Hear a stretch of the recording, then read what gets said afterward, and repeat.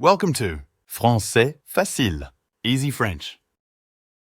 Activez la fonction de traduction pour une meilleure compréhension de l'histoire. Bonjour à tous, je m'appelle Antoine. Aujourd'hui, je souhaite partager avec vous mon parcours dans l'apprentissage de la langue française. Une aventure remplie d'obstacles, de découvertes et de victoires. Peut-être vous reconnaîtrez-vous dans mon récit. Parler couramment une langue étrangère n'est pas une tâche facile. Au début, comme beaucoup d'apprenants, j'étais submergé par une peur constante de faire des erreurs. Chaque conversation était un défi, chaque mot mal prononcé, une source de frustration. Pourtant, derrière chaque difficulté, il y avait une leçon à apprendre. J'ai commencé à apprendre le français par nécessité. Mon travail exigeait une maîtrise de la langue, mais je voulais aller au-delà des simples phrases fonctionnelles. Je rêvais de parler comme un vrai francophone, de penser en français, de ressentir les nuances des mots. Ce rêve semblait loin, mais j'étais déterminé. La clé de ma progression a été d'accepter mes erreurs. Les chercheurs en acquisition des langues ont démontré que faire des erreurs est une partie essentielle du processus d'apprentissage. En 1977, Stephen Krashen, un linguiste célèbre, a introduit l'hypothèse de l'input compréhensible. Il affirme qu'un apprenant progresse lorsqu'il est exposé à un langage légèrement au-dessus de son niveau actuel, mais encore compréhensible. Cette idée m'a guidé tout au long de mon voyage. Mon premier conseil à ceux qui veulent parler couramment le français est d'écouter. Pas seulement entendre, mais écouter activement. Vous vous demandez peut-être qu'est-ce que cela signifie? L'écoute active consiste à prêter attention aux sons, au rythme et aux intonations de la langue. Je me souviens de mes premiers jours d'écoute intensive. Chaque soir, je regardais des films français avec des sous-titres. Au début, les dialogues semblaient rapides comme des éclairs. Mais avec le temps, j'ai commencé à reconnaître des mots, puis des expressions. Mon oreille s'affinait. Une étude menée par des chercheurs en psychologie cognitive à l'université de Stanford a démontré que l'écoute répétée d'un contenu familier aide le cerveau à développer des connexions neuronales plus solides, facilitant ainsi la compréhension auditive. Je me suis donc concentré sur du contenu qui m'intéressait. Des podcasts sur la cuisine, des chansons françaises classiques et des émissions de radio. L'écoute m'a non seulement permis de comprendre le français, mais aussi de ressentir ses subtilités. Chaque phrase était comme une mélodie, chaque mot portait un poids d'émotionnel. Je m'imprégnais du rythme et petit à petit, mes propres phrases devenaient plus fluides. La langue française est une musique complexe, aux notes délicates, mais accessible à ceux qui ont la patience de pratiquer chaque jour. Quand j'ai commencé à m'aventurer plus profondément dans l'apprentissage, j'ai découvert que la clé de la maîtrise ne réside pas dans des efforts gigantesques, mais dans la constance de petites actions quotidiennes. Chaque matin, je consacrais 10 à 15 minutes à la lecture d'un texte simple, adaptée à mon niveau. Parfois, c'était une courte nouvelle, d'autres fois, un article de journal destiné aux jeunes lecteurs. Je soulignais les mots inconnus, mais je faisais attention à ne pas interrompre la fluidité de ma lecture trop souvent.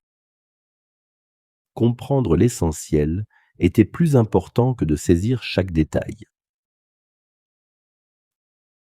Selon les neuroscientifiques, l'apprentissage distribué, c'est-à-dire le fait d'étudier un peu chaque jour au lieu de se concentrer sur des sessions intensives, améliore considérablement la rétention des informations.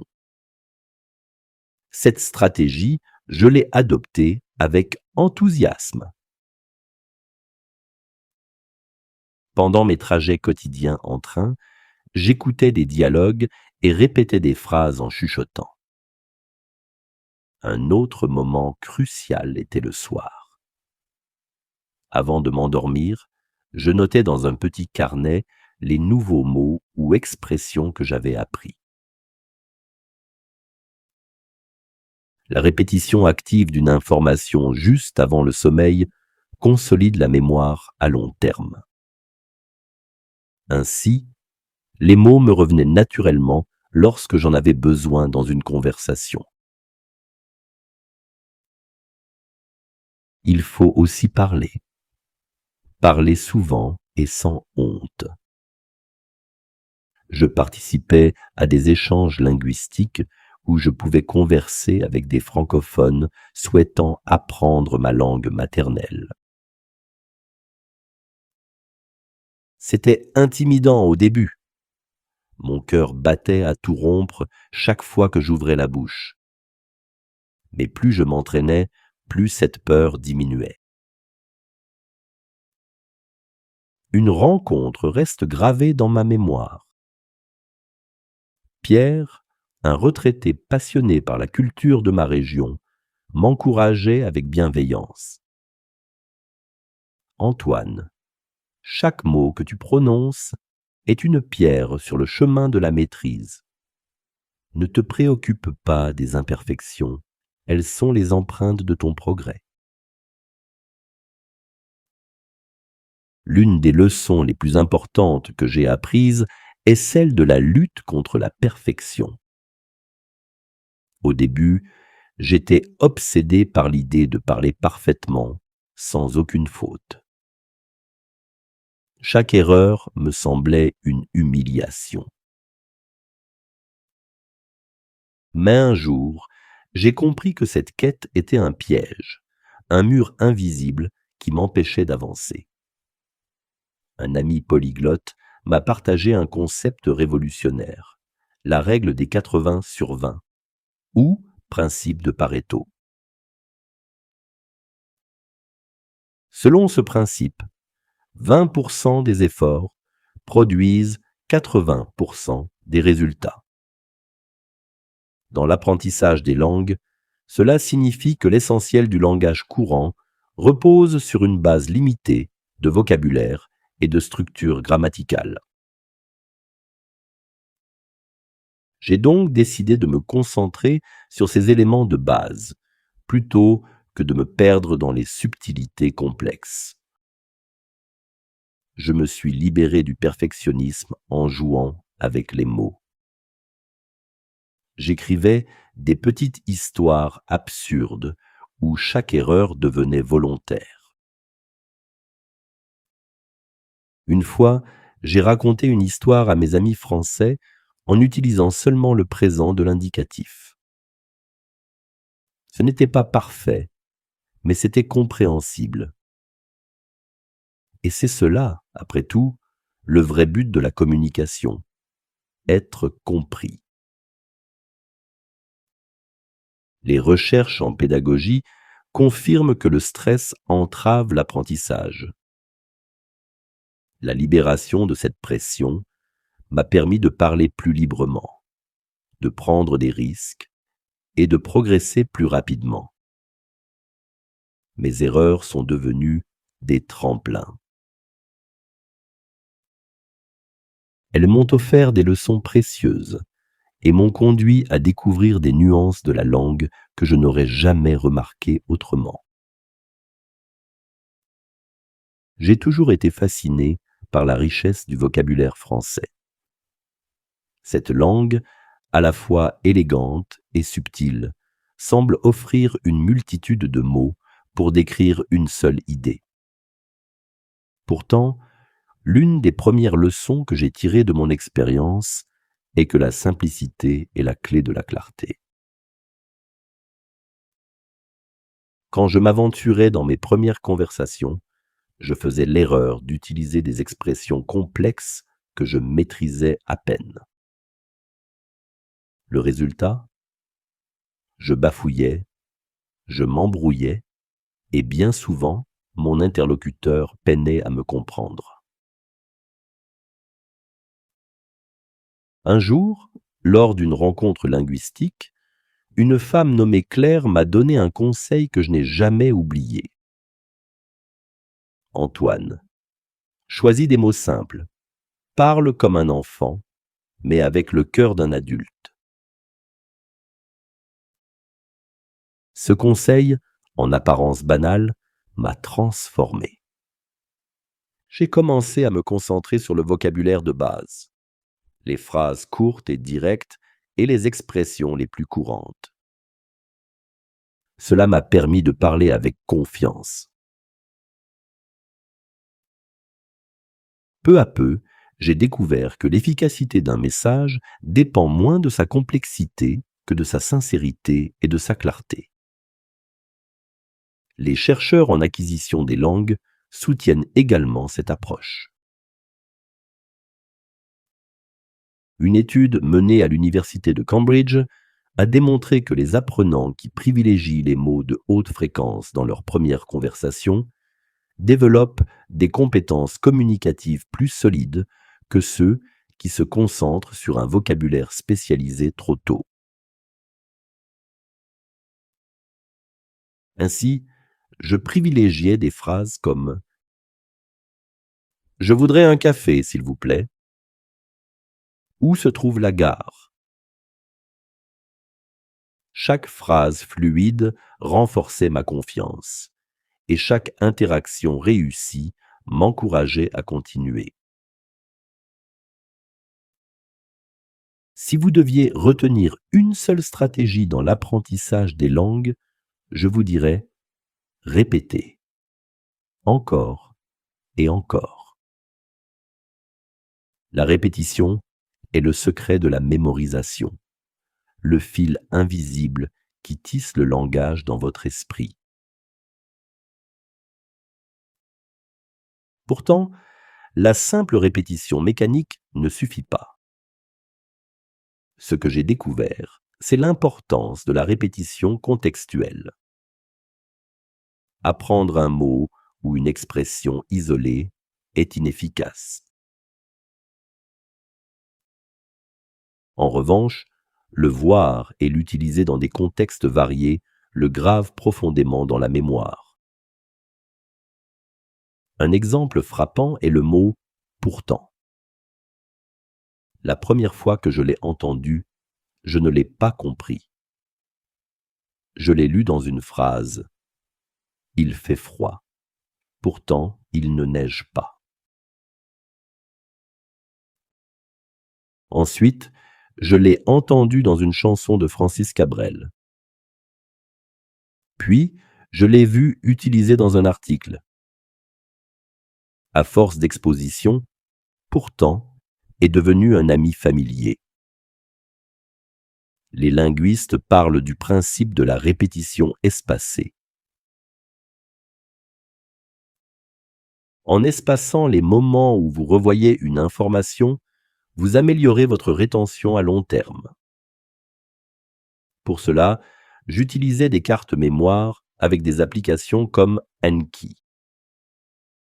Chaque jour, je révisais mes cartes, mais à des intervalles croissants. J'appliquais aussi la répétition dans mes conversations.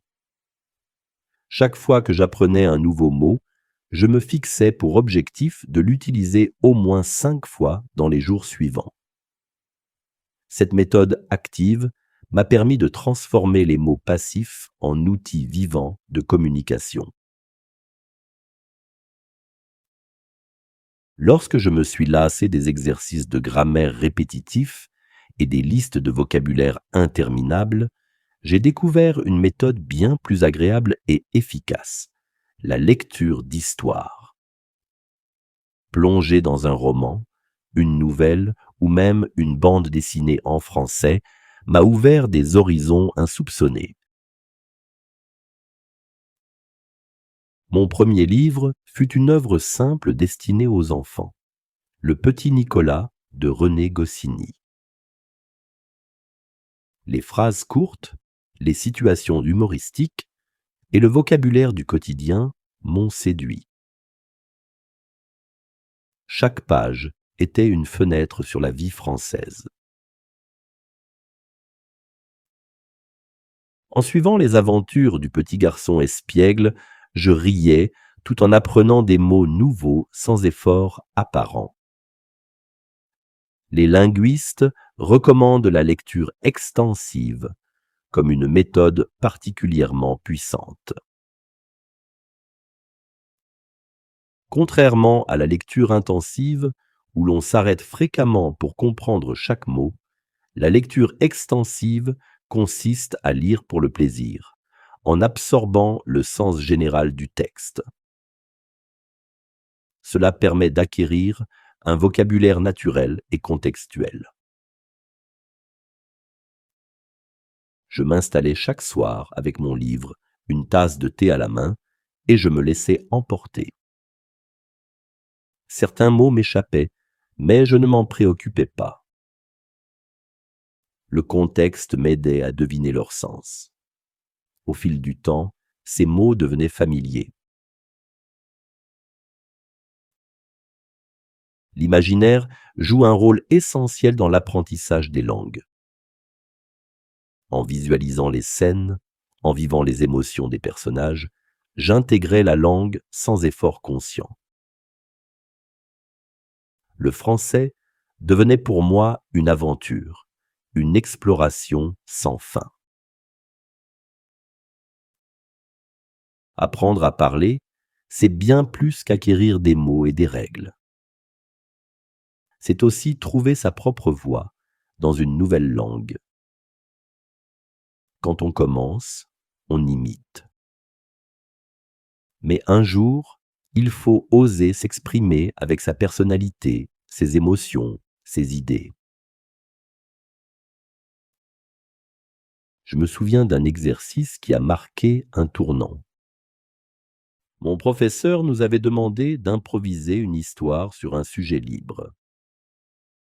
Les autres élèves semblaient à l'aise. Moi, je tremblais. Pourtant, je me suis lancé. Un jour, un petit garçon a trouvé une clé mystérieuse dans la forêt.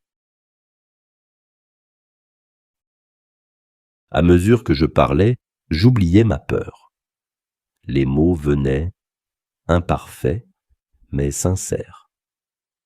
L'audience souriait, captivée par l'histoire plus que par mes fautes.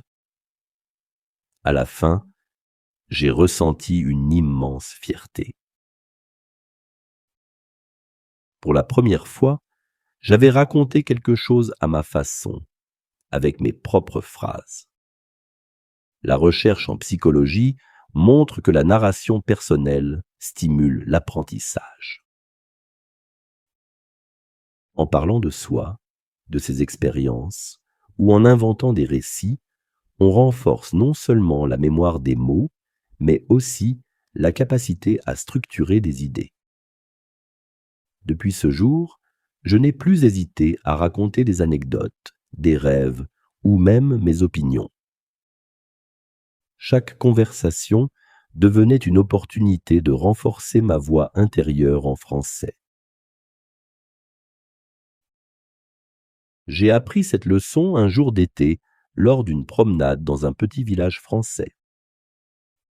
Je m'étais égaré et, en cherchant mon chemin, j'ai rencontré un boulanger jovial. au lieu de simplement demander « Où se trouve la gare ?» J'ai choisi une approche différente.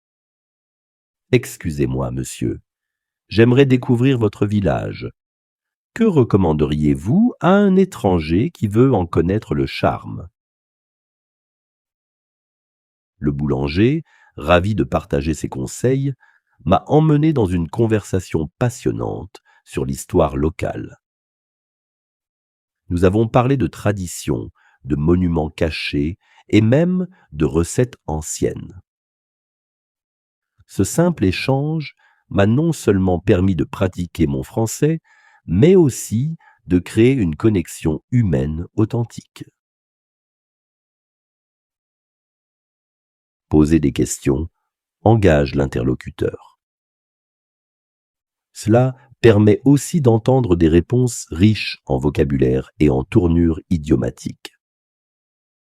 Une étude menée à l'université de Harvard démontre que les questions ouvertes favorisent l'apprentissage des langues en enrichissant les interactions sociales.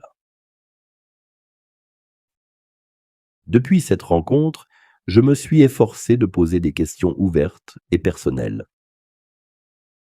Par exemple, pourquoi aimez-vous cette ville? Quel est votre plat français préféré? Chaque question ouvrait un monde de réponses et, avec elle, une immersion dans la culture française. Si poser des questions est un art, écouter est un don. Dans mes premières conversations, je me concentrais sur ce que j'allais dire ensuite, de peur de perdre le fil ou de manquer un mot important. Cette stratégie était une erreur. Un ami, Thomas, m'a un jour corrigé. Antoine, écoute avec tes yeux, pas seulement avec tes oreilles. Son conseil était mystérieux, mais il m'a bouleversé. Il signifiait que la communication dépasse les mots. Le regard, les gestes, les expressions du visage complètent le message. En prêtant attention aux indices visuels, j'ai appris à deviner le sens des mots inconnus sans interrompre mon interlocuteur. Écouter, avec bienveillance, implique aussi de faire preuve de patience envers soi-même. Les moments de silence sont des alliés, pas des ennemis. En laissant l'autre finir ses phrases sans précipitation, je découvrais souvent des nuances et des détails que j'aurais manqués autrement.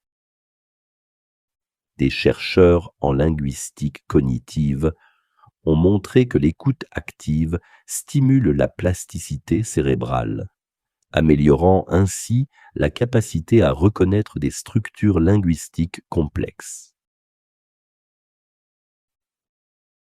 En pratiquant cette écoute attentive, j'ai commencé à remarquer des subtilités que je n'avais jamais perçues auparavant. La musicalité des liaisons, la douceur des e muets et la force expressive des pauses. Parler une langue, c'est bien plus qu'une simple compétence individuelle. C'est un pont vers les autres, un chemin qui se tisse dans les relations humaines. Ce lien, je l'ai découvert lorsque j'ai rejoint un groupe de conversation organisé par l'Alliance française. Nous étions un groupe hétéroclite, des étudiants, des professionnels, des retraités venus des 4 coins du monde. Chaque semaine, nous nous retrouvions pour discuter autour d'un thème, partager nos idées et échanger nos expériences. Le soutien mutuel, la bienveillance et le plaisir de découvrir ensemble rendaient l'apprentissage plus vivant. Un jour, Après une séance particulièrement enrichissante sur la gastronomie française, un jeune homme nommé Karim a résumé en une phrase ce que nous ressentions tous.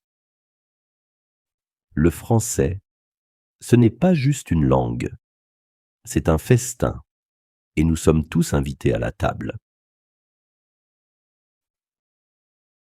Apprendre en communauté stimule non seulement la motivation, mais aussi la mémoire sociale.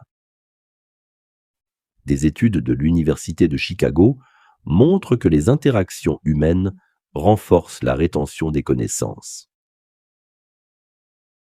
Le cerveau associe les émotions, les visages et les voix aux mots et aux phrases. Dans notre groupe, chaque erreur était accueillie avec un sourire, chaque progrès célébré. J'ai compris que la vulnérabilité partagée est une source de force. Nous n'étions plus seuls dans notre quête. Nous marchions ensemble, chacun éclairant le chemin des autres. Aujourd'hui, je parle couramment le français. Pourtant, je me considère toujours comme un apprenant. Pourquoi ? Parce que l'apprentissage d'une langue est un voyage sans fin, une aventure qui se renouvelle chaque jour. Chaque rencontre, chaque livre, chaque chanson est une nouvelle page de mon histoire linguistique. J'ai appris à ne jamais me reposer sur mes acquis, à chercher la beauté dans les détails et à savourer chaque découverte. La langue française, avec sa poésie et ses subtilités, continue de m'émerveiller. Dans un petit café parisien, un matin d'automne, j'ai eu une conversation avec un écrivain. Nous parlions des mots, du pouvoir qu'ils détiennent. Il m'a dit « Une langue, Antoine, n'est pas une destination, c'est une rivière. On s'y plonge, on y flotte, on s'y perd parfois, mais elle nous porte toujours plus loin. » Ces mots ont résonné en moi. Je les partage avec vous, car ils contiennent la plus grande leçon de mon parcours. N'arrêtez jamais d'apprendre.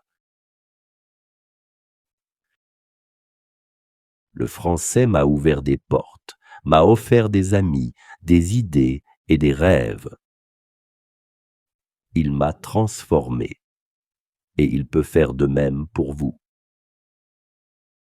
Peu importe où vous en êtes dans votre voyage linguistique, rappelez-vous, chaque mot prononcé est une victoire. Chaque erreur est une marche vers la maîtrise.